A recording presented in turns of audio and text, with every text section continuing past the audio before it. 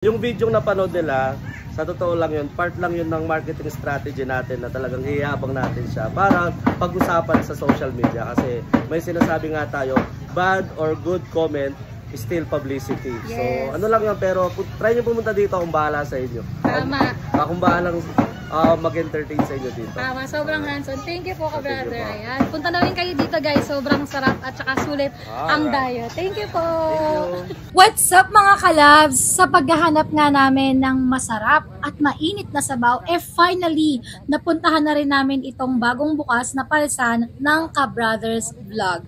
Na kung hindi nyo natatanong, road to 2 million na, kaya kung hindi pa kayo naka-follow, make sure na mag-follow na kayo para mapanood nyo ang kanilang nagsasarapan ng mga mukbang contents at syempre, update sa kanilang parisan na matatagpuan dito sa Barangay Sapalibutan, Stall 33, Talipapa, Angeles, Pampanga. Ang hirap i-pronounce nun, ha? By the way, nagre-range nga pala ang kanilang mga paninda from 120 pesos to 210 pesos. Lahat yan meron ng unlimited rice plus 1 soft drinks. Kung hindi ka naman fan ng pares, don't worry kasi meron din silang seafood mix. Bukod nga sa nag-uumapaw na sahog ng pares at syempre sa dami ng tao, kapansin-pansin din talaga ang sipag at pagka-hands-on ng ating ka-brother na si ka-brother Aljon sa kanilang parisan. Saka alam niyo, napansin ko rin, no, kahit mahaba yung pila, napaka-systematic nila kaya mabilis umusad yung pila.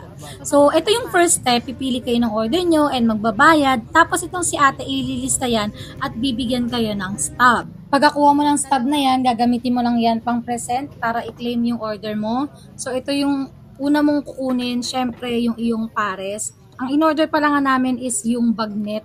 Kasi gusto mo namin i-try. Next mo nang kukunin is yung iyong unlimited rice. At nakakatuwa nga kasi medyo nakausap pa natin dito si ka-brother. Yung napaka-hands-on niya naman po, ka-brother. So, kulang tayo sa nagtatrabaho. Oo nga po. Sipag. No choice. Thank you po.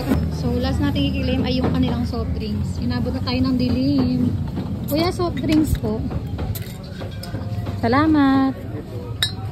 So, ganito yung itsura ng order ko. Kaya magpa-flash na tayo dahil inabot na tayo ng dilim. Tikman muna natin siya ng walang kahit ano.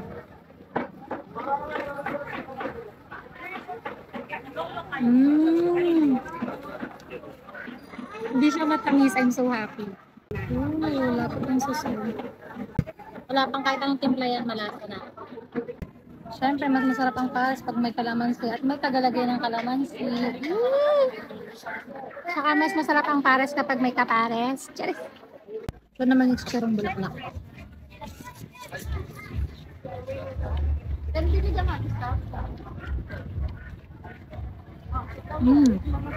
Perfect. Okay. Daming tao, hindi nauubos. By the way, guys, pag dumayo kayo dito, magdala kayo ng maraming pasensya kasi mahirap maghanap ng parking. Tsaka, yung CR nila parang may mai-provide lang.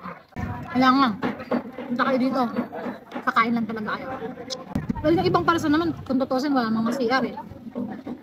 Siguro para i-accommodate nila yung mga dumatayo para galing malayo, syempre nasa-CR yung mga maglagay sila kahit paano. Nagsisimulat lang naman sila eh, so marami pa rin pwedeng i-improve.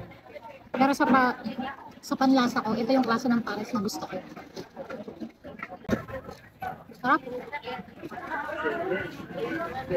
Lasang makakarami ka.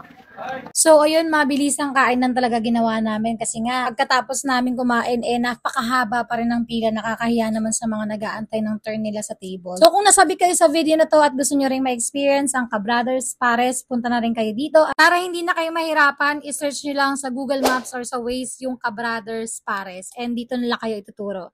So, again, see you on our next food trip and next vlog. Thanks, mga kalabs! Bye!